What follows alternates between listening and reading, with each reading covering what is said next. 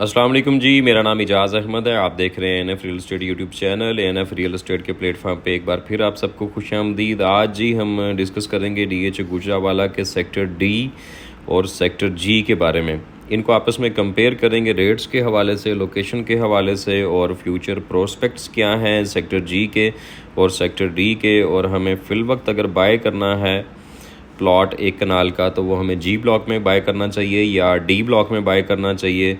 घर बनाने के लिए अगर ख़रीद रहे हैं तो किस सेक्टर में बाय करना चाहिए, और अगर कुछ अरसे के बाद आपने घर बनाना है तो किस सेक्टर में हमें बाइंग करनी चाहिए फ़िल वक्त। और इन्वेस्टमेंट पर्पज़ के हिसाब से सेक्टर जी बेहतर रहेगा या सेक्टर डी, इस बारे में डिस्कस करेंगे। वीडियो की तरफ बढ़ने से पहले आपसे रिक्वेस्ट है, अगर आप चैनल पर नए हैं तो चैनल को सब्सक्राइब कर लें, साथ बने में बेल आइकॉन को भी प्रेस कर लें ताकि आपको हमारी आने वाली जो लेटेस्ट वीडियोज़ हैं उनका नोटिफिकेशन बर वक्त मिलता रहे।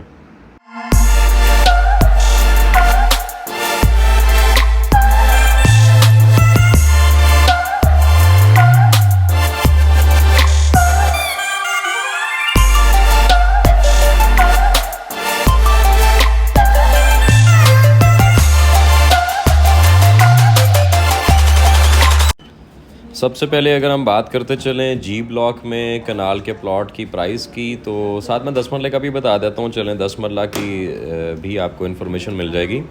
जी1 के अंदर 10 मरला इस टाइम पे आपको जो है वो मिल जाता है अप्रॉक्सीमेटली अराउंड कोई 65 के करीब ना आपको 10 मरला का प्लॉट जी1 में मिल जाता है। जी2 की अगर बात करें तो जी2 में आपको प्लॉट 10 मरला अराउंड 75 से 80 के दरमियान मिलता है। और इसी तरह सी का भी आपको साथ बता ही देता हूँ। सी में जो 10 मरला है वो इस टाइम पे आप कह लें अराउंड कोई 80 की ब्रैकेट में, कोई 79 से 81 टू लोग 85 की डिमांड करते हैं। इसी तरह सी जी ब्लॉक में अगर हम कनाल की बात करें रेट की, तो जी3 में जो एक कनाल का प्लॉट है वो आप कह लें कि 1.5 से लेके और 1.10 के दरमियान मिलता है। इसी तरह जी3 में जो 80 फीट वाइड रोड है इसके ऊपर प्लॉट जो आपको मिलेगा वो अप्रोक्सीमेटली कोई एक 10, 15, 20 के दरमियान। कोई कॉर्नर होगा जी3 ब्लॉक में तो वो आपको मिलेगा 1.20 के दरमियान। लोग डिमांड ज़्यादा ही करेंगे, ये मैं कॉस्ट ऑफ लैंड प्राइसेस बता रहा हूँ आपको। उसके अलावा 156 फीट रोड की बात करें तो 1.50 का रेट है। और जी4 का एक कनाल जो है वो अराउंड कोई 97 से लेके 100 की ब्रैकेट में है। और इसमें जो 80 फीट वाइड रोड है उसके ऊपर प्लॉट आपको मिलता है कोई 1.10-15 के दरमियान। और 156 फीट रोड की बात करें जो डाउन साइड पे है फेसिंग जो है ओपन लैंड जिसको सेक्टर एच भी कहा जाता है, उसकी फेसिंग अगर हम बात करें तो वहाँ आपको प्लॉट 1.5 की ब्रैकेट में 1.40, 45, 50 के दरमियान डिमांड होती है यहाँ पे।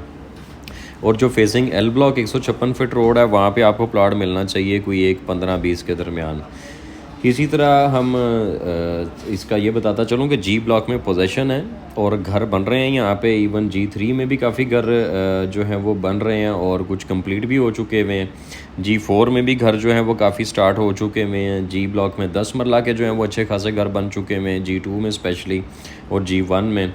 इसी तरह जो डी ब्लॉक है, डी ब्लॉक जी ब्लॉक से पहले आता है, नो डाउट कि उसकी जो लोकेशन है वो इससे बेहतर है। और दूसरा डी ब्लॉक में एक कनाल का जो प्लॉट है वो अगर हम बात करें D1 की, तो D1 में हमें जो है वो अंडर 100 जो है हमें प्लॉट मिल जाता है।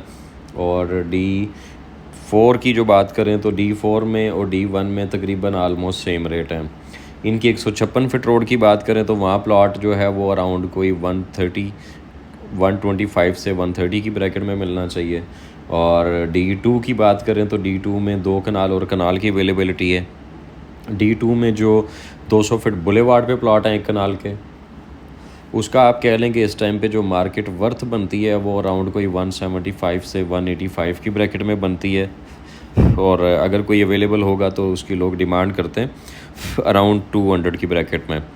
और जो नॉर्मल प्लॉट है डी ब्लॉक का, D2 का, वो आपको प्लॉट मिलना चाहिए 105 से प्लस में ही मिलेगा, 1.5 से ऊपर ही मिलेगा। इसी तरह D3 की बात करूं, D2 में जो 156 फीट रोड पे पट्टी है लाइक 29 से लेके 39 की ब्रैकेट में, यहाँ आपको प्लॉट जो मिलेगा वो अराउंड कोई लोग डिमांड करेंगे 1.50 की ब्रैकेट में, 1.40-45 की ब्रैकेट में डील होनी चाहिए। इसी तरह D3 की अगर मैं बात करता चलूँ तो D3 में नॉर्मल प्लॉट आपको जो है वो 1 से 1.5 के दरमियान मिलता है।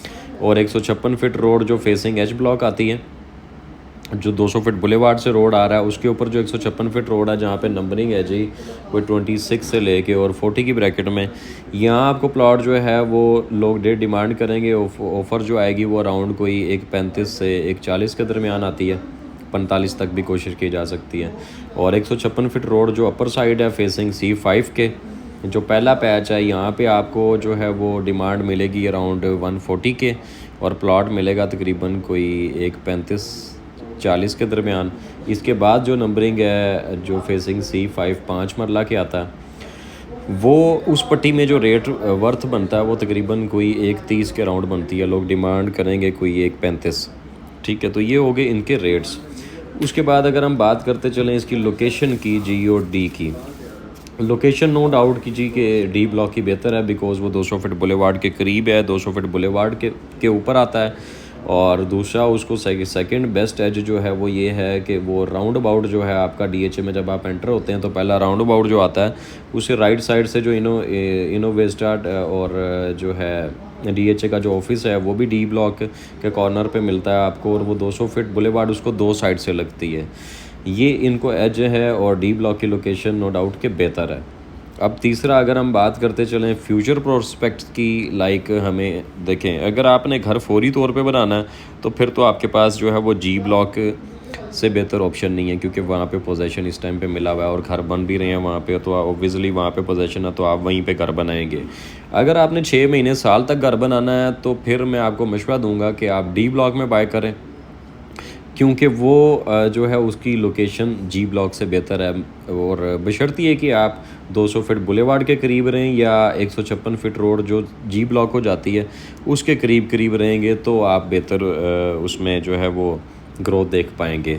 और तीसरा अगर हम बात करते चलें कि अगर हमने इन्वेस्टमेंट पर्पज़ के हिसाब से प्लॉट लेना है तो इन्वेस्टमेंट पर्पज़ के हिसाब से वो आलमोस्ट मैं आपको बोलूँगा कि दोनों तकरीबन सेम रहेंगे।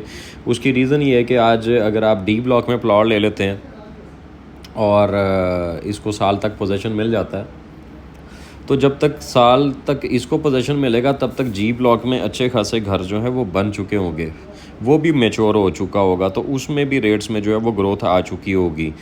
तो इन्वेस्टमेंट पर्पज़ से जो है वो दोनों चीज़ें बेहतर हैं, डी भी बेहतर है और जी भी। मैं दोनों को कंपेयर अगर करूं तो मैं दोनों को बराबर इक्वल रखूंगा, क्योंकि इधर अगर रेट बेहतर होंगे तो उधर भी घर बन चुके होंगे, वहाँ पे भी रेट्स में काफ़ी बेहतरी आ चुकी होगी।